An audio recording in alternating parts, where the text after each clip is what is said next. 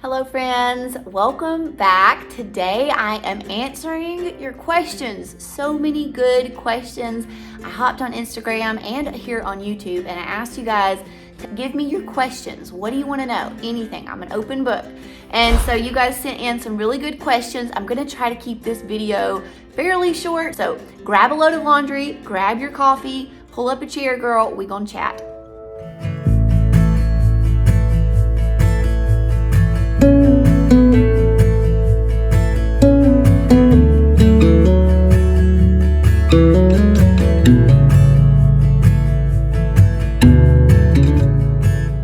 Question number one is, how do you handle it if one of your children is very resistant in doing schoolwork?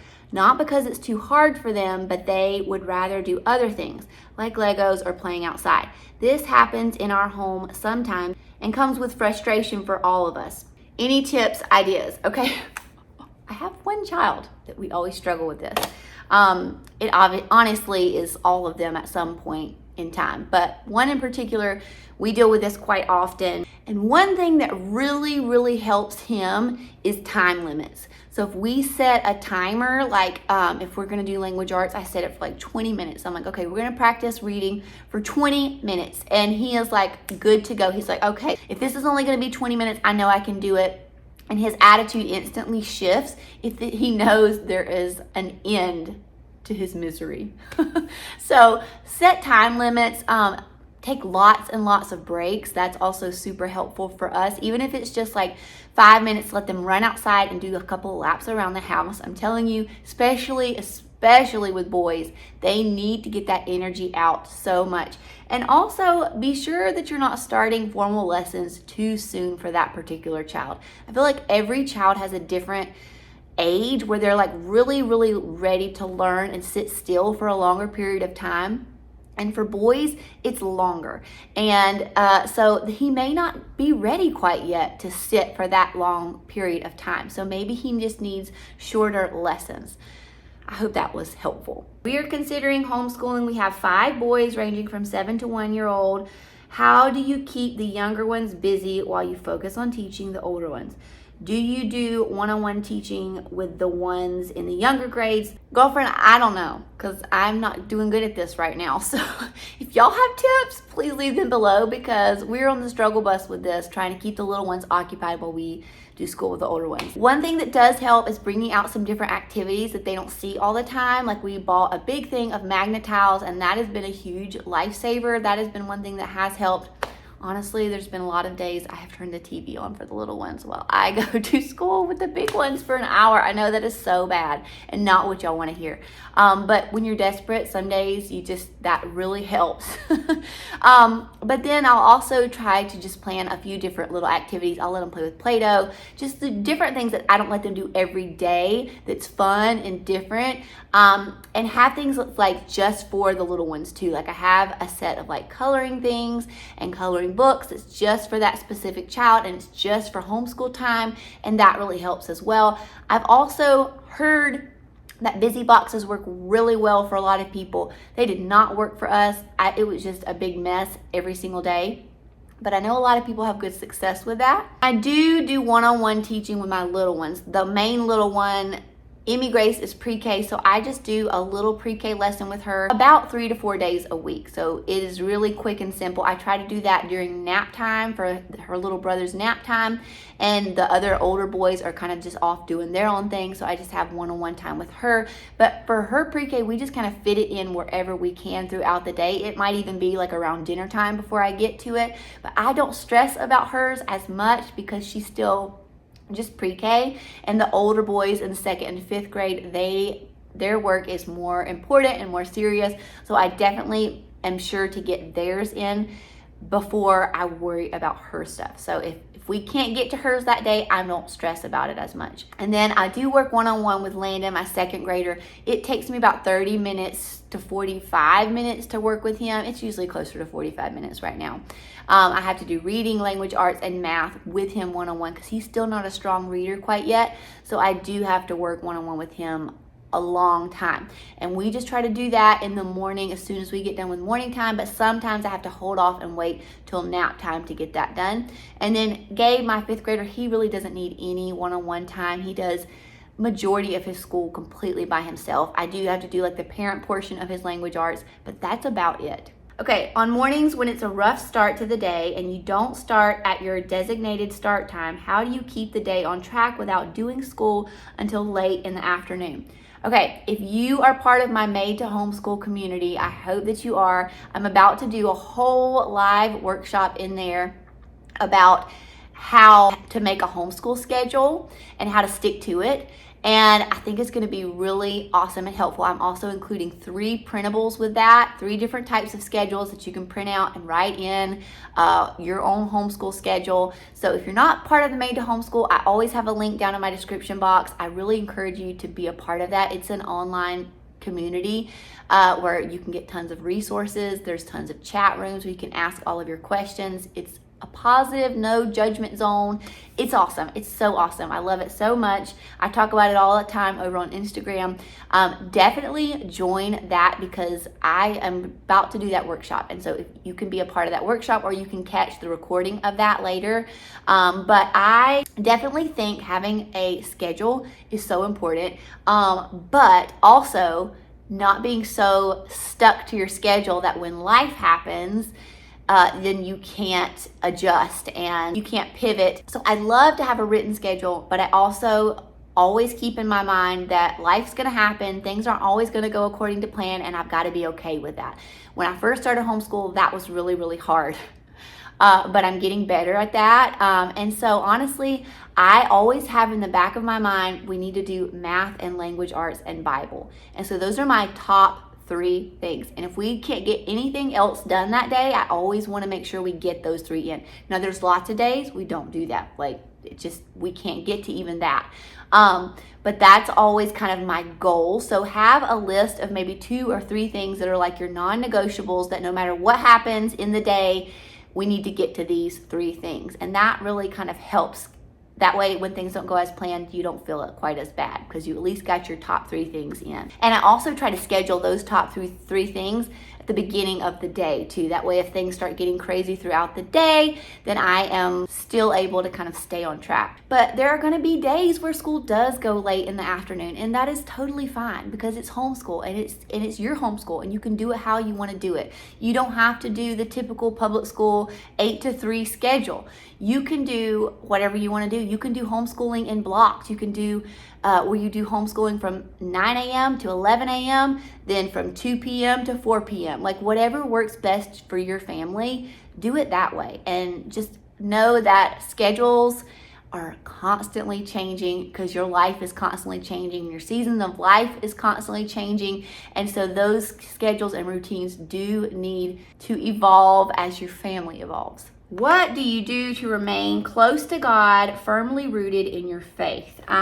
Well, I just stay in the Word and we go to church and we are just constantly talking about God to the kids.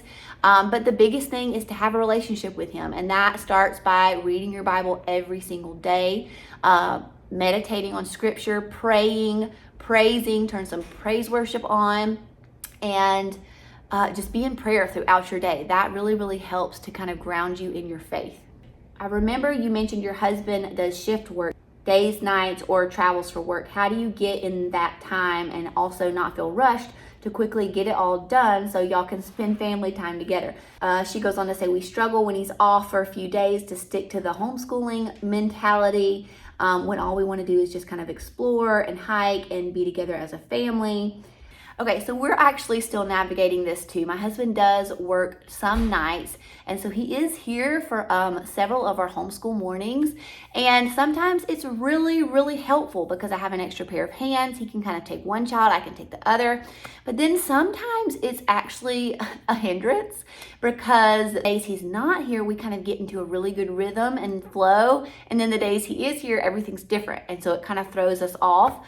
So we have just learned to try to just go with the flow. Like, if there is a day daddy's home and we just want to take the day off and I'll go to Costco or I'll go on a hike or I'll go to the pool, like we'll just do it. And that is, again, is the beauty of homeschooling, is you're in charge of your schedule. You can do it how you want to do it. If you miss one day here and there, it's not that big of a deal. And the biggest thing is family time. Like before homeschool, before everything, that time with family is everything. And that's what's going to develop character in your children and going to set them up for a lifetime of success. More than book learning is that relationship with their parents. So I would put that before everything else. How do you handle screen time?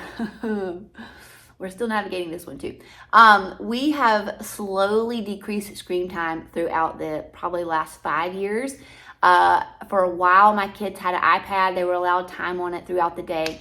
Now they are not allowed the iPad unless it's school time or unless they get enough points on their behavior chart. I've got a video coming about their behavior chart soon, so don't worry about that.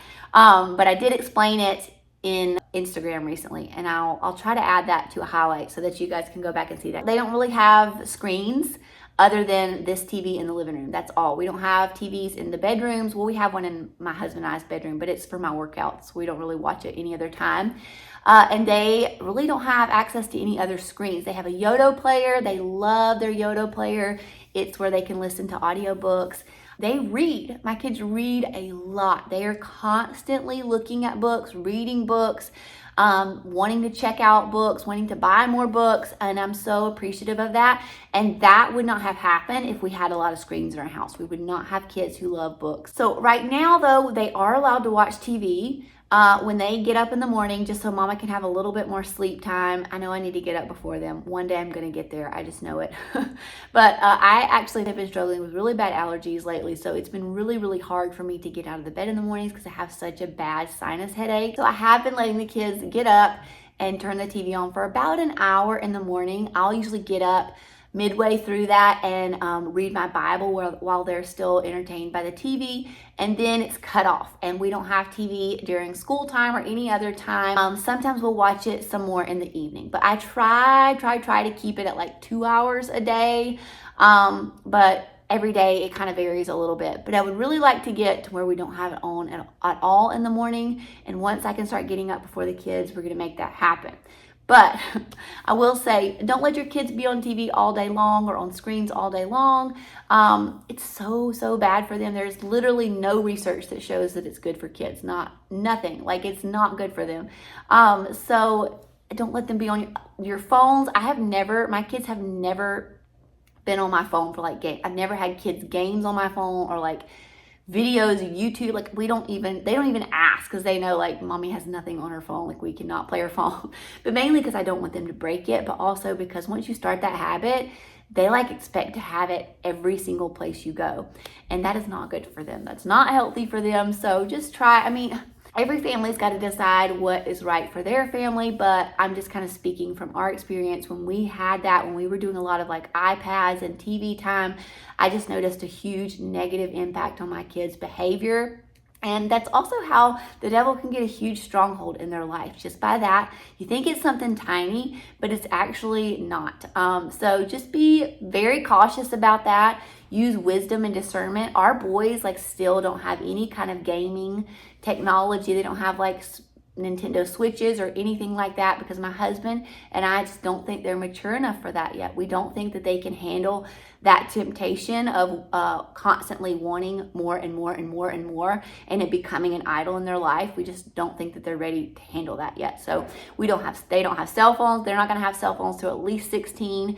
And they don't have Nintendos and TVs and stuff in their room. And it's also a safety thing because there's a lot of nasty things that can happen through technology, a lot of scary things they can be exposed to, and we just have always tried to be super cautious about those things. But use your own discernment, talk to the Lord about it, and He will guide you on screen time, okay? Homeschool 101, where do you compare curriculum? How do you know if your child is on track with state standards? Okay, well, for state standards, we don't have to do any testing in our state. But there's lots of tests that you can do online. I think most of them you have to pay for, but you can Google that just to kind of see where they fall on that level. I've never done it because I don't care. I could care less if my kids are on the same level as the school system. I can tell that they're higher just by the public school kids that they're around. I'm sorry, but I can. So I don't need a test to tell me that my kid is doing well. I can see it. And then as far as how do I find and compare curriculums, I use YouTube. Like all of my awesome friends on YouTube that I follow, I will just, like, if I'm thinking about all about reading, I'll type in all about reading level 1 review, and I'll watch several videos about that. They'll have flip throughs. A lot of times the website that you're buying it from, the curriculum company, like The Good and the Beautiful, is really good about this. They'll have like sample pages that you can look at, and it's like a lot that you can sample out. And The Good and the Beautiful even has a whole bunch of curriculum that you can print off for free, the whole curriculum. And so that would be a great way to kind of print it off, see if they like it, and then if they like it, then you can buy the physical copy of the book. So that's just kind of how we've always navigated it. And I've also always talked to my other homeschool moms, my sister, all of those people who have been before me, have tried everything. I just kind of talk to them and say, okay, this is where my kid is at. This is what she's struggling with. Like, what do you think would be best? And that has always served me really well. Do you want more children? This is a hot topic. We would love more children. I don't know if I want to be pregnant again because the last one was real hard. But we have always been open to adoption, and it's always been something that we have talked about even from before we got married. So that is always on the table for us, and so we are still kind of in prayer about all of that, and you guys can pray with us on that, but we just kind of are leaving that in the hands of the Lord, and whatever He wants to do, He can do in that area. He knows what we need. He knows what's best for us, and we just have to trust that. Any tips for keeping houseplants alive? How to start having houseplants? Oh goodness, I only have houseplants that take minimal effort. I have a lot of pothos, like a snake plant, like succulents, because those don't need a lot of water and they don't need a lot of like TLC, because that's the only kind of plants I can keep alive. I would love to have a real fiddle leaf fig, but I could not ever keep that alive. There's no way. I've heard they're very finicky. I can't do it. I would love to have it, but I don't think I'm in the season of life to keep a whole lot of things alive that are needy, because I have enough of that in my life already. I would just look for plants that are like easy to take care of and start with that. And then if you have success with that, then get more adventurous. But that is what has worked for me. Who's my favorite Nicole ever? That's my really sweet friend. You know who you are. What religion am I? Well, I'm Christian. We are non-denominational, but we kind of lean towards the Pentecostal. So we believe that Jesus Christ is our Lord and Savior, that He rose from the dead. We believe in the Trinity. So that's my religion. And then what is my favorite thing about Made to Homeschool? Thanks, Katie, for that question. My favorite thing about Made to Homeschool is the community aspect of it. Guys, these women in there are so sweet. They're so loving and caring. I was really concerned the other day about my one child who gets his D's and B's mixed up. So I hopped on there and I was like, guys, help me. How do I get him to understand the difference? We've tried everything, nothing's working. And they gave me a tip, and we used that tip.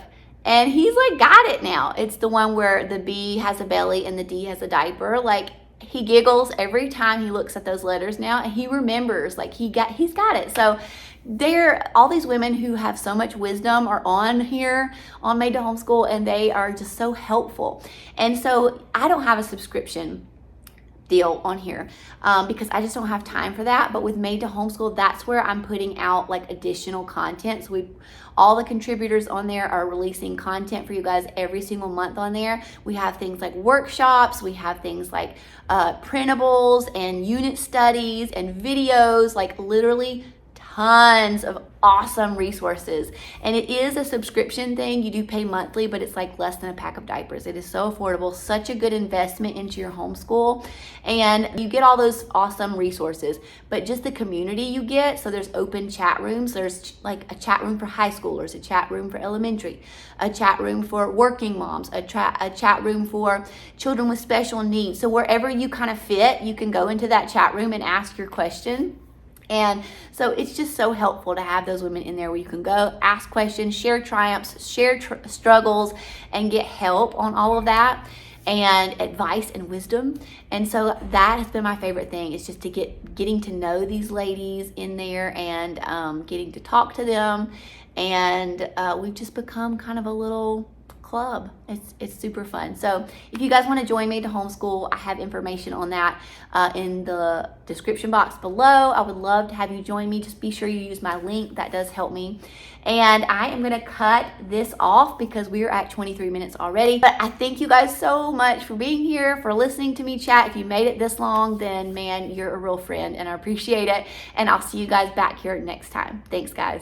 Oh, and I meant to say, if there is a question that I missed that you wanted to know, please drop it in the comments below, because I would love to answer any additional questions that you have. Maybe I'll do another Q&A and answer them then, but definitely be sure you drop those below.